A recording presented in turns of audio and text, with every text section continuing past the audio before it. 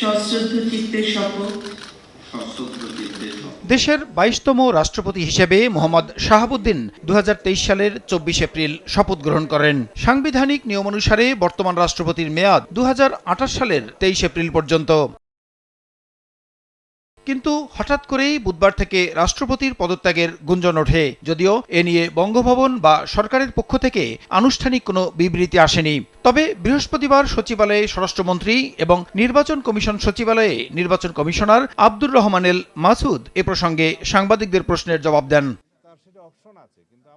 রাষ্ট্রপতির পদত্যাগ নিয়ে প্রশ্নের জবাবে স্বরাষ্ট্রমন্ত্রী সাংবাদিকদের বলেন, স্বাস্থ্যগত বা অন্য কোনো কারণে চাইলে পদত্যাগ করতে পারেন রাষ্ট্রপতি, এতে সাংবিধানিক কোনো বাধা নেই। গুঞ্জন তো গুঞ্জনই। রাষ্ট্রপতি সাংবিধানিকভাবে ইনি পদত্যাগ করতে চাইলে অথবা স্বাস্থ্যগত কারণে যে কোনো কারণে চাইলে তার সেটা অপশন আছে। মহামান্য রাষ্ট্রপতি স্বাস্থ্যগত কারণে হোক যে কোনো কারণে হোক পদত্যাগ করতে চান, সেই অপশন তো ওনার আছে।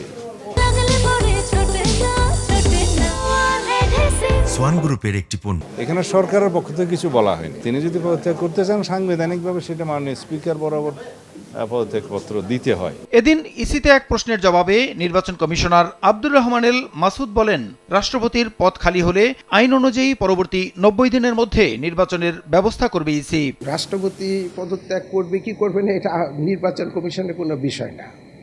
রাষ্ট্রপতির পদ যদি খালি হয় কোনো কারণে, সেটা পদত্যাগের মাধ্যমে হোক বা অন্যভাবেই হোক, তাহলে নির্বাচন কমিশন আইন অনুযায়ী পরবর্তী ৯০ দিনের মধ্যে নির্বাচনের ব্যবস্থা করবে।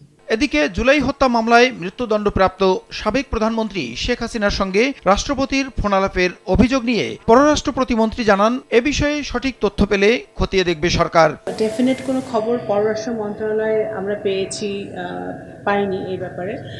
যদি সেটা সত্যি হয়ে থাকে অবশ্যই পররাষ্ট্র মন্ত্রণালয় সেটা তদন্ত করবে, সরকারও সেটা তদন্ত করবে। রাষ্ট্রপতি পদত্যাগ করতে চাইলে নিয়মানুযায়ী স্পিকারের কাছে পদত্যাগপত্র জমা দেওয়ার বিধান রয়েছে। প্রসূন আশিস, সময় সংবাদ, ঢাকা।